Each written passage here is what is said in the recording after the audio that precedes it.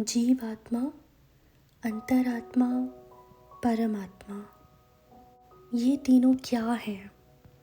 जीवात्मा वो होती है जो हमारे अंदर की आत्मा है। हर जीव के अंदर की आत्मा, हमारी सोल को बोलते हैं जीवात्मा। जीवात्मा हम लोगों का व्यक्तित्व है, हमारी इंडिविजुअलिटी। हर व्यक्ति की अपनी एक अलग जीवात्मा होती है, उनके कर्मास के अकॉर्डिंग। अपने कर्मास के अकॉर्डिंग ही हर इंसान अलग तरीके से सोचता है, अलग तरीके से बोलता है, विचार करता है। तो ये सारा थॉट प्रोसेस जो भी हम फील करते हैं, दैट इज़ कॉल्ड जीवात्मा। अब हम बात करते हैं अंतरात्मा क्या है। जीवात्मा से और अंदर जाकर अगर हम देखेंगे तो वहाँ होती है हमारी अंतरात्मा। ये हमारे सोल की अंदर का भाव है। अंतरात्मा के थ्रू हमारा डिवाइन से कनेक्शन बनता है। हमारी जो कॉन्शियसनेस है, हमारा जो रियल नॉलेज है, जो हमारे अंदर ही है बट हम उससे अवेयर नहीं हैं।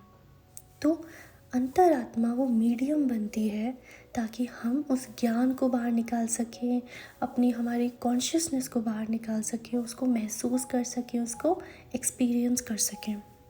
आपके साथ ऐसा होता होगा, कभी भी कोई काम सही या गलत हो, आपकी अंतरात्मा आपको ये बताती होगी कि क्या सही है, क्या नहीं है, क्या हमें करना चाहिए, क्या हमें नहीं करना चाहिए। या फिर अगर हमने किसी के साथ गलत किया है, अच्छा किया है, हमारी अंतरात्मा, हमारी इनर वॉइस हमें हर चीज़ बताती है कि हम किस तरह के कर्मा करते हैं, किस तरह के इंसान हैं, किस तरह का थॉट प्रोसेस है हमारा। हमारी अंतरात्मा को हर चीज़ पता है। अंतरात्मा के थ्रू हम अपने उस ईश्वर तत्व को महसूस कर सकते हैं जो हमारे अंदर ही है। अब हम बात करते हैं परमात्मा, जो ईश्वर है, द डिवाइन, उनसे बढ़कर कुछ नहीं, द क्रिएटर, जिन्होंने हर जीवात्माओं को बनाया है, इस पूरी सृष्टि को बनाया है। अब आप इन तीनों के बारे में अच्छे से समझ गए होंगे। हमारी अंतरात्मा जीवात्मा की मदद करती है परमात्मा तक पहुंचने के लिए। Always always listen to your inner voice. यही है जो हमारा मार्गदर्शन करती है। इसलिए कभी भी खुद को वीक मत समझो। आज के समय में ऐसे बहुत सारे लोग हैं जो दूसरों के कंपैरिजन में खुद को वीक समझते हैं और आंखें बंद करके दूसरों को फॉलो करने लगते हैं, ये सोचकर कि ये ज़्यादा ज्ञानी है, ये ज़्यादा बुद्धिमान है, इसका तो जीवन कितना अच्छा है, मैं तो ऐसा हूँ, काश मैं भी ऐसा हो पाता। ये सोचकर अपने आप को इतना कमज़ोर महसूस करते हैं, जो बहुत ज़्यादा गलत है। जिस ईश्वर ने आपको बनाया है, उसी ईश्वर ने उनको बनाया है जिसके साथ आप खुद को कंपेयर करते हो। आपके अंदर भी वही अंतरात्मा है जो दूसरों के अंदर है। ईश्वर का वास हर किसी के अंदर होता है। फर्क सिर्फ एक चीज़ का है, वो है कर्मा। हर इंसान के अपने अलग अलग कर्मा है और वो कर्मा ही हमारे थॉट प्रोसेस को चेंज कर देते हैं।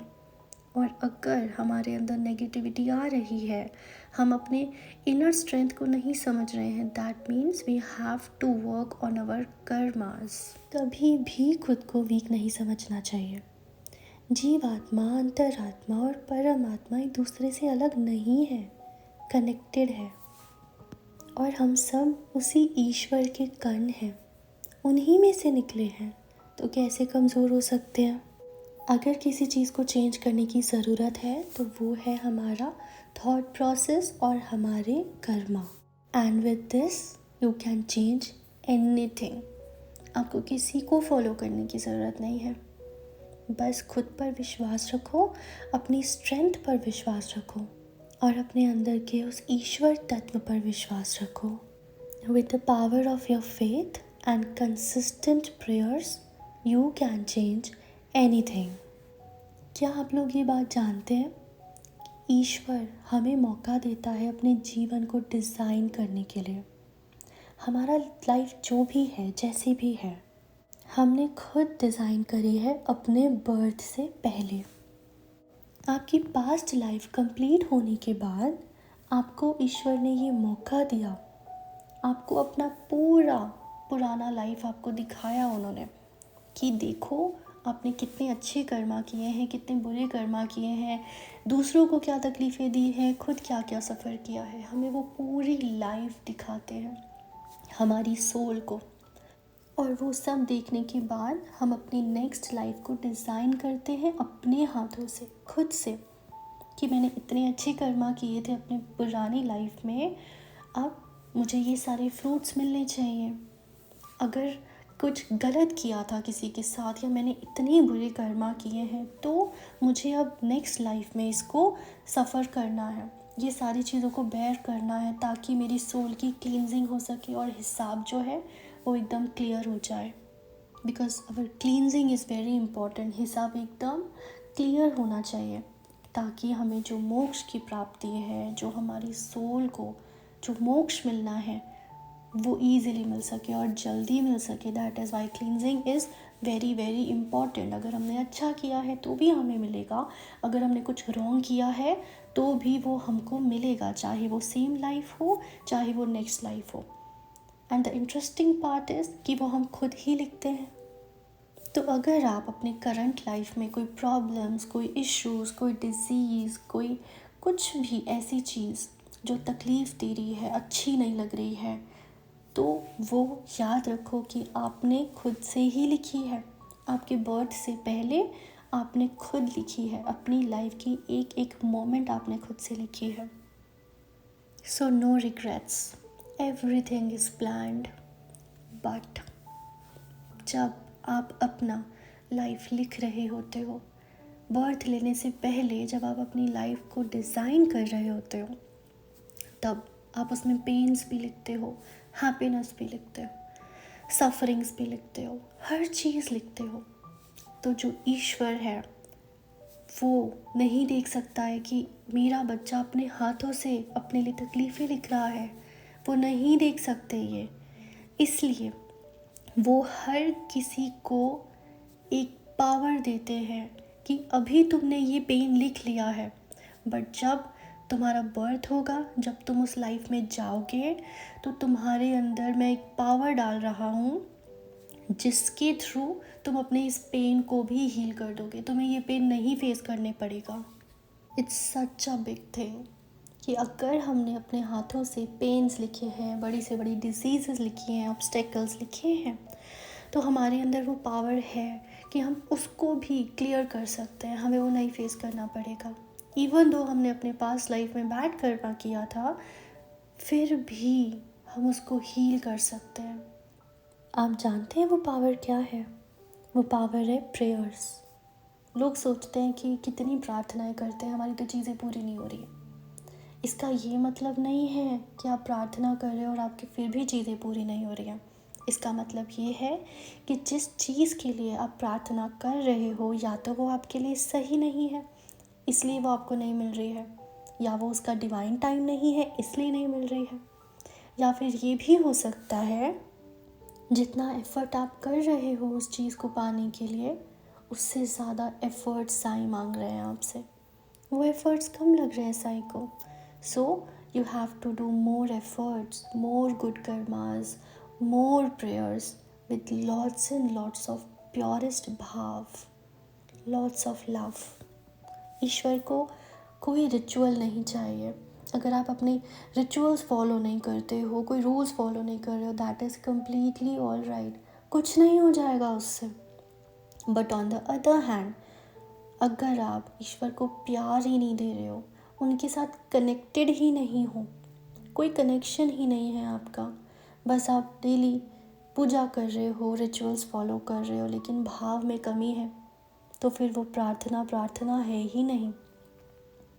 बट अगर आप रिचुअल फॉलो नहीं कर रहे हो, जब दिल चाहे प्रार्थना करते हो, जब दिल चाहे दिया जलाते हो, तो भी वो प्यार, वो भाव ईश्वर तक पहुंचता है, साईं तक पहुंचता है, क्योंकि उनको सिर्फ प्यार चाहिए और आपका प्योरेस्ट भाव चाहिए। बिना पूजा किए भी अगर आप मन से उनका नाम जाप करते हो, उनको बुलाते हो और हमेशा उनके साथ कनेक्टेड रहते हो, चाहे आप अपने लाइफ में कोई काम कर रहे हो, अपने डेली रूटीन में आप बहुत बिजी हो, स्टिल अगर आपका कनेक्शन बहुत स्ट्रॉन्ग है तो आपका जो लव है, आपकी जो प्रेयर्स है, वो साईं तक पहुंच रही है। प्रेयर्स कभी भी खाली नहीं जाती हैं, कभी भी नहीं। बहुत पावर होती है प्रेयर्स में। आपकी प्रेयर्स और साईं की कृपा से आप कुछ भी चेंज कर सकते हो। आप लोग जानते हो पितरों को खाना क्यों खिलाया जाता है? हमारे एंसेस्टर्स जो चले जाते हैं, उनके नाम पर बर्ड्स को, एनिमल्स को या फिर प्रीस्ट को हम क्यों फूड खिलाते हैं और इसका बेनिफिट क्या है? It is written in Shrimad Bhagavad Gita कि ये कर्मा करने से उनकी एंसेस्टर्स की सोल क्लींजिंग होती है। कई बार ऐसा होता है कि किसी इंसान के इतने बुरे कर्मा होते हैं, अपने पूरे जीवन काल में उन्होंने इतने बुरे कर्मा किए होते हैं कि मानव शरीर छोड़ने के बाद उनको दूसरे रियल में जाकर जगह नहीं मिलती है। दैट मीन्स ना वो सोल अब हमारे बीच में है और ना ही वो ऊपर गई है। इसका मतलब वो सोल लॉस्ट हो चुकी है बिकॉज ऑफ देयर कर्मास। और उनकी कर्मा की क्लींजिंग के लिए ही कहा जाता है कि हमको उनके नाम का फूड खिलाना चाहिए, पितरों को दान देना चाहिए, जिससे उनके आत्मा की क्लींजिंग हो जाए, उनके कर्मों की क्लींजिंग हो जाए और उनको ऊपर रियल में एक प्रॉपर जगह मिल सके। तो आप सोचिए, कर्मा क्लींजिंग, हमारी सोल की क्लींजिंग कितनी ज़्यादा ज़रूरी है, जो कि सिर्फ प्रेयर्स और गुड कर्मास करने से होती है। और आप ये सोचो कि ऐसी सोल को नेक्स्ट बर्थ में ह्यूमन फॉर्म ही नहीं मिलता है। कोई एनिमल, कोई बर्ड, कोई ऐसा फॉर्म मिल जाता है तो सोचो क्या होगा। वो अपनी कर्मा क्लींजिंग खुद कर ही नहीं पाएंगे, क्योंकि इतनी बड़ी पावर जो है वो भगवान ने ह्यूमंस को दी है। इसलिए बोलते हैं कि मानव शरीर मिलना बहुत बहुत ज़्यादा बड़ी बात है। हमारे पास वो पावर है कि हम नॉलेज गेन कर सकते हैं, एफर्ट कर सकते हैं, अपने कर्मों को क्लींस कर सकते हैं, प्रार्थनाएं कर सकते हैं। बहुत मुश्किलों से मिलता है हमको ये मानव शरीर, और हमको इसको बिल्कुल भी टाइम वेस्ट किए बिना ऑलवेज गुड कर्मास करने चाहिए, लॉट्स ऑफ प्रेयर्स करनी चाहिए, जो हम किसी और फॉर्म में नहीं कर सकते हैं। Human body is very precious, और ये आपको आपके अच्छे कर्मों की वजह से ही मिली है। तो क्यों नहीं हमको इस टाइम को यूज़ करना चाहिए और अपने पास्ट लाइफ के कर्मास को क्लींस करना चाहिए, करंट लाइफ के कर्मास को क्लींस करना चाहिए। हर किसी के बारे में अच्छा सोचना चाहिए, अच्छा करना चाहिए, हेल्प करनी चाहिए हर किसी की। कोई नफ़रत नहीं, कोई हेट नहीं, कोई रिवेंज नहीं, जस्ट स्प्रेड लव, क्लींस योरसेल्फ। क्योंकि अगर आप ये सोचते हैं कि आपकी ह्यूमन बॉडी छोड़ने के बाद तो सब ख़त्म है, तो ऐसा कुछ नहीं होता है। कुछ भी ख़त्म नहीं है। आपकी सोल को रेस्ट नहीं मिलेगा जब तक आपकी क्लींजिंग नहीं होगी। और अभी तो आपके पास समय है, लेकिन ये प्रेशियस टाइम बीत जाने के बाद, ये ह्यूमन बॉडी छोड़ने के बाद यू कांट डू एनीथिंग। तो खुद को कमज़ोर मत समझो, ये बिल्कुल मत समझो दैट यू आर वीक और आप कुछ नहीं कर सकते। जब भी ऐसा विचार आए आपके मन में, थिंक अबाउट दोज एनिमल्स जो खुद की कर्मा क्लींजिंग को नहीं कर सकते हैं। थिंक अबाउट दोज सोल्स जिन्होंने ह्यूमन बॉडी को भी छोड़ दिया है और ऊपर के किसी लोक में, किसी रियल में भी उनको जगह नहीं मिली है। They are weak, they are helpless. You are not. You're the most powerful. Use your time. Pray wholeheartedly. Always remember, you can change anything in your life and in others' life. Om Sai Ram.